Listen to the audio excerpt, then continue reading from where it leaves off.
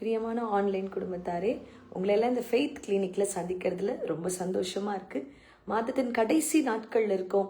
கர்த்தர் என்ன செய்ய போகிறாருன்ற ஒரு ஆர்வத்தோடு நீங்கள் இருப்பீங்க, ஒரு எதிர்பார்ப்போடு இருப்பீங்க.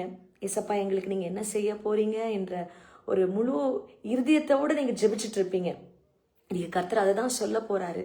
உங்களுக்கு கர்த்தர் என்ன செய்ய போகிறாரு பாருங்க. வேதம் சொல்லுகிறது, எசேக்கியேல் 37 11வது வசனத்துல ஒரு நம்பிக்கையற்ற ஒரு சூழ்நிலையில இங்க எசேக்கியேல் நின்று கொண்டிருக்கிறார். வாசிக்கிறேன் பாருங்களேன். அப்பொழுது அவர் என்னை நோக்கி, மனுபுத்திரனே, இந்த எலும்புகள் இஸ்ரவேல் வம்சத்தார் அனைவருமே, இதோ அவர்கள் எங்கள் எலும்புகள் உலர்ந்து போயிற்று, எங்கள் நம்பிக்கை அற்று போயிற்று, நாங்கள் அறுப்புண்டு போகிறோம் என்கிறார்கள். 3 காரியம் அங்க ரொம்ப மிகப்பெரிய ஒரு பிரச்சனை இருந்துச்சு. என்னன்னா, எலும்புகள் உலர்ந்து போயிடுச்சு, நம்பிக்கை அற்று போயிடுச்சு, 3வது அறுப்புண்டு போயிட்டாங்க. எதுவுமே பிகினிங்லயும் இல்லை, மிடில்லையும் இல்லை, எல்லாமே எண்டிங்ல தான் இருக்கு. ப்ராசஸ் முடிஞ்ச ஒரு நிலைமையில தான் இந்த ஜனங்கள் இருக்கிறாங்க. அந்த நேரத்துல தான் கர்த்தர் எசேக்கியேலை அனுப்பி ஒரு தீர்க்க தரிசன வார்த்தையை பேசுகிறார். இந்த காலை வேளையில என்னோடு இணைந்திருக்கிறேன் அன்பு குடும்பத்தாரே, நீங்களும் அற்றுப்போன ஒரு நிலைமை, அறுப்புண்டு போகிற ஒரு நிலைமை, நம்பிக்கையே இல்லைங்க அப்படின்ற ஒரு நிலைமையில இருக்கிறீங்களா? கர்த்தர் உங்களுக்கு தான் பேசிக்கொண்டு இருக்கிறாரு இந்த தீர்க்க தரிசன வார்த்தையை. இந்த ஃபெய்த் கிளினிக் மூலமாக கர்த்தர் திட்டமும் தெளிவுமா பேசுகிறாரு. தேவன் சொல்லுகிறாரு பாருங்களேன். நான் வாசிக்கிறேன் 12வது வசனம், எசேக்கியேல் 37:12. ஆகையால் நீ தீர்க்க தரிசனம் உரைத்து அவர்களோட சொல்ல வேண்டியது என்னவென்றால், கர்த்தராகிய ஆண்டவர் உரைக்கிறார், இதோ என் ஜனங்களே, நான் உங்கள் பிரேத குழிகளை திறந்து.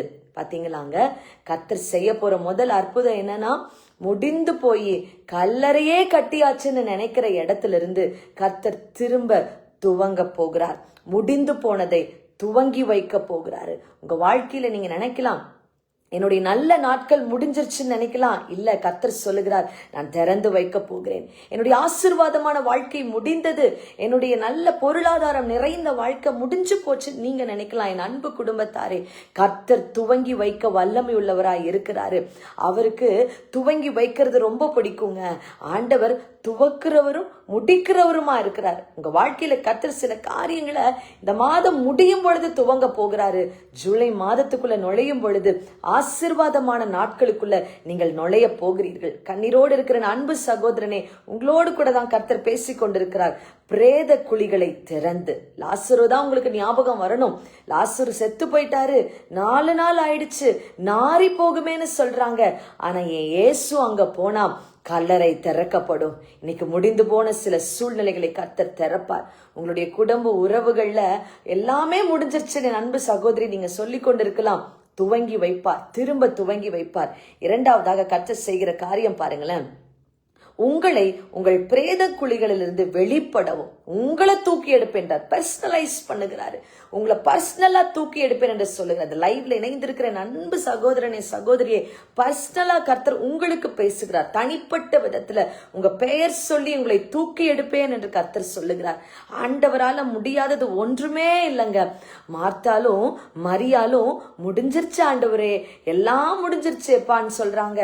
ஆனா கர்த்தர் சொல்றாரு, இல்ல, இனிமேதான் நான் துவங்க போகிறேன். இன்னைக்கு என்னோடு இணைந்திருக்கிற உங்களை பார்த்து ஆண்டவர் இதை தான் சொல்லுகிறாரு. உங்களை பர்சனலா கர்த்தர் தூக்கி எடுக்க போகிறாரு.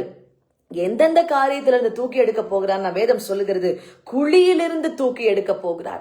குழியிலிருந்து வெளிப்பட செய்ய போகிறார். ஆமா, யோசேப்ப குழியிலிருந்து தூக்கி எடுத்த உடனே கர்த்தர் எங்க கொண்டு போய் அமர வச்சாருங்க? ஆமா, சகோதரர்கள் பார்க்க, அவருடைய குடும்பத்தார் பார்க்க, அந்த பந்து ஜந்துகள் எல்லாம் பார்க்க கர்த்தர் எங்க தூக்கி உட்கார வைத்தார் தெரியுமா?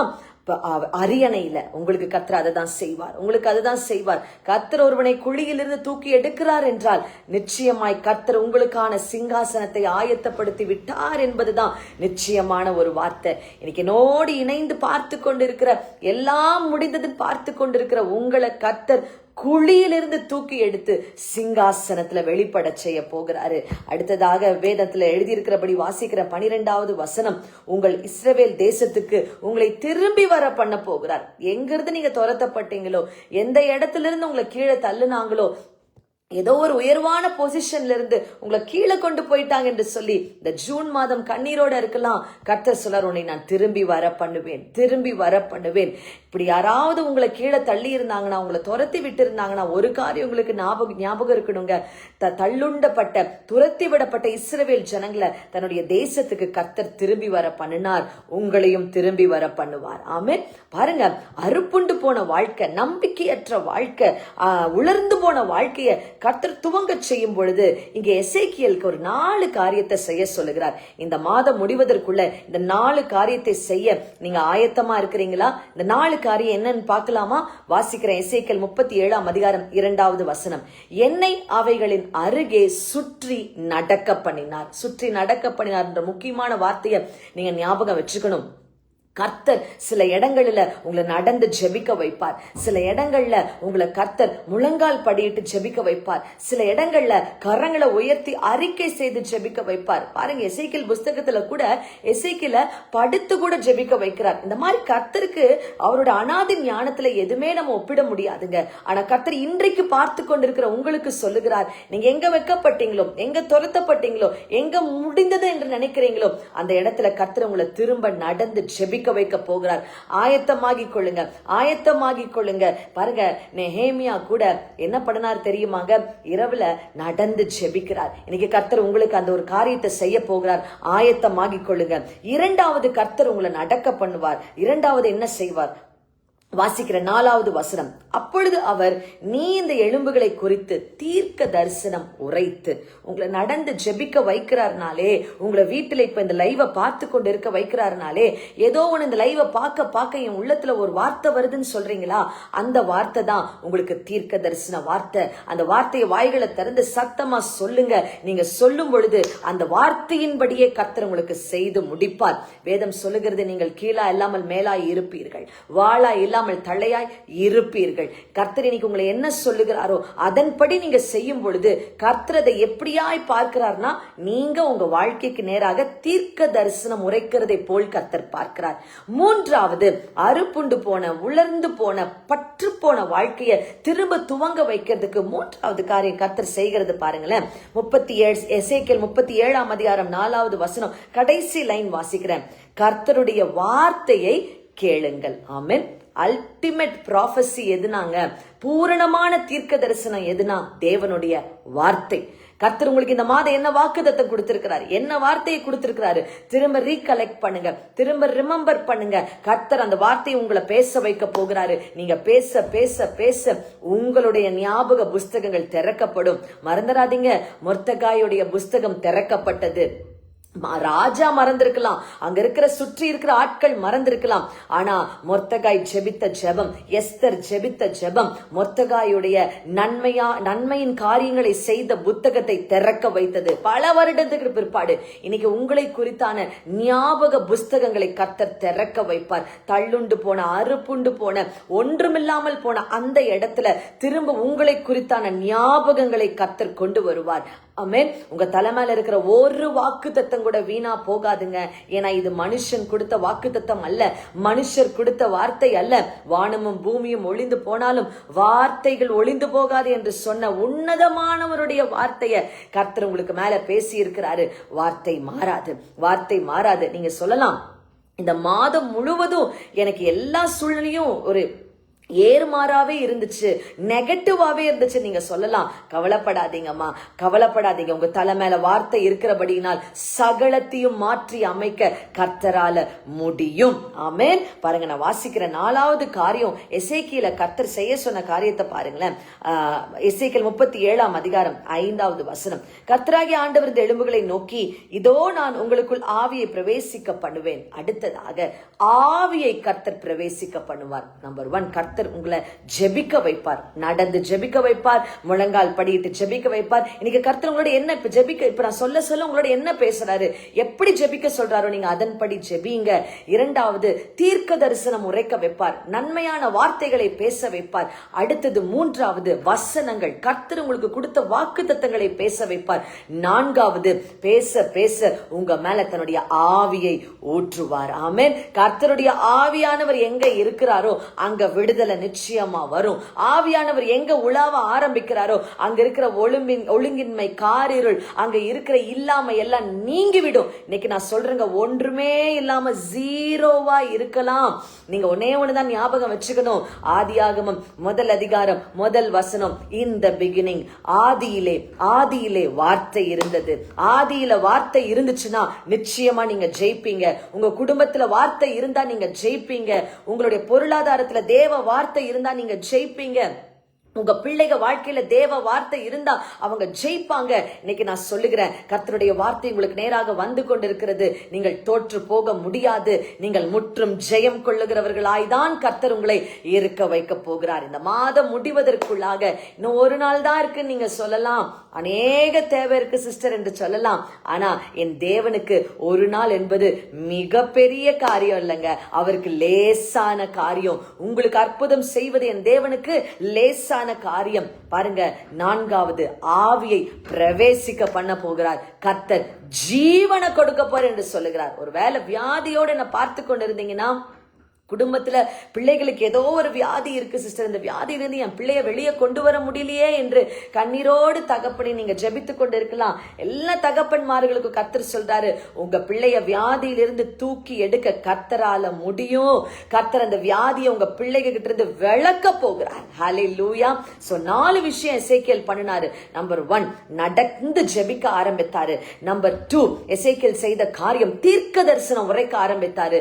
நம்பர் 3, கர்த்தர் எசேக்கியேலை செய்ய சொன்ன காரியம் என்னன்னா, வார்த்தையை அறிக்கை பண்ண சொன்னாரு. நம்பர் 4, ஆவியை பிரவேசிக்க பண்ணினார். இந்த 4 காரியம் இணையும் பொழுது என்ன நடந்தது தெரியுமாங்க?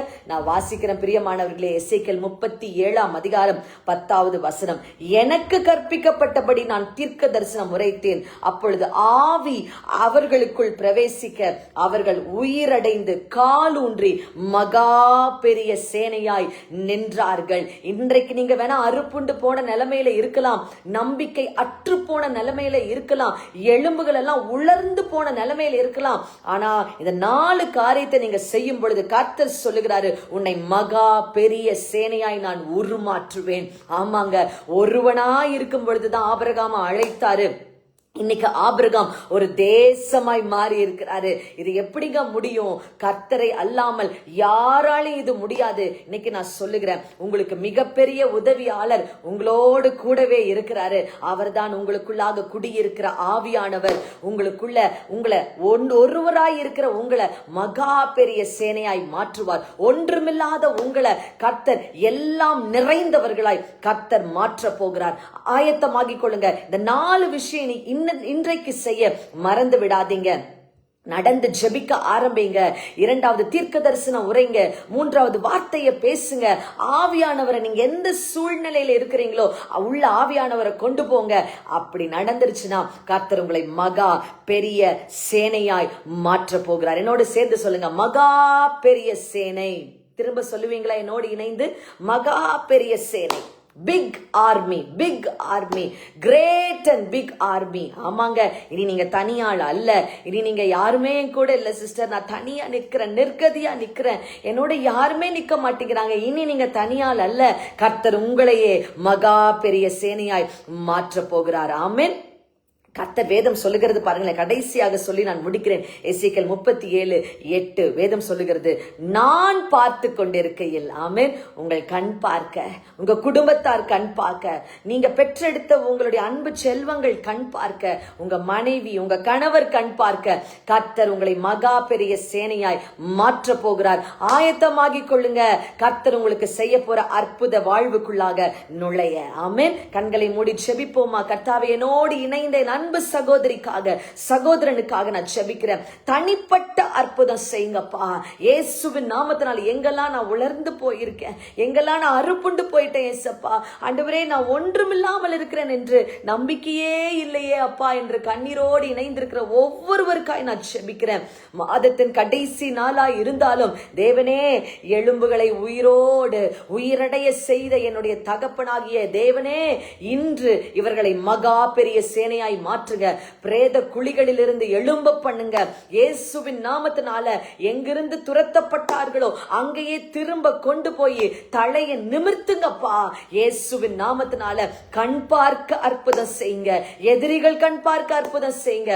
உறவினர்கள் கண் பார்க்க அற்புதம் செய்யுங்க. நண்பர்கள் கண் பார்க்க அற்புதம் செய்யுங்க. இயேசுவின் நாமத்தினால இந்த 4 காரியம் நீங்க கற்பித்தபடி 4 காரியத்தை இவர்கள் செய்யும் பொழுது தேவனே, இன்றைக்கே இவர்களை மகா பெரிய சேனையாய் நீங்கள் மாற்றுகிறதுக்காய் நன்றி செலுத்துகிறேன் ஏசப்பா. ரத்த கோட்டைக்குள்ள ஒவ்வொருவரையும் மறைக்கிறேன். என்னோடு இணைந்திருக்கிற ஒவ்வொருவரையும் நீங்க சாட்சியோடு எழுப்புங்க, இரக்கம் பாராட்டுங்க என்று நாங்க ஜெபிக்கிறோம் இயேசுவின் நாமத்தில் பிதாவே. ஆமென், ஆமென். அன்பு குடும்பத்தாரே, இந்த செய்தியில கர்த்தர் உங்களோடு பேசி இருக்கிறார். அவர் கற்பித்தபடியே இந்த 4 காரியத்தை செய்யுங்க. உங்களை மகா பெரிய சேனையாய் உங்களை தெரிந்தவர்கள் கண் பார்க்க கர்த்தர் உங்களை உயர்த்த போகிறார். ஆமென். Thank you so much for joining. தினமும் காலையில வருகிற 4ஆம் தேதி வரைக்கும் அதிகாலை ஜெபம் B2B ஃபேமிலி என்ற யூடியூப் பேஜ்ல 5:30 மணிலிருந்து 6:30 மணி வரைக்கும் நடைபெற்று கொண்டிருக்கிறது. எங்களோடு இணைந்து கொள்ளுங்க. கர்த்தர் பெரிய காரியங்களை செய்வார். Thank you so much.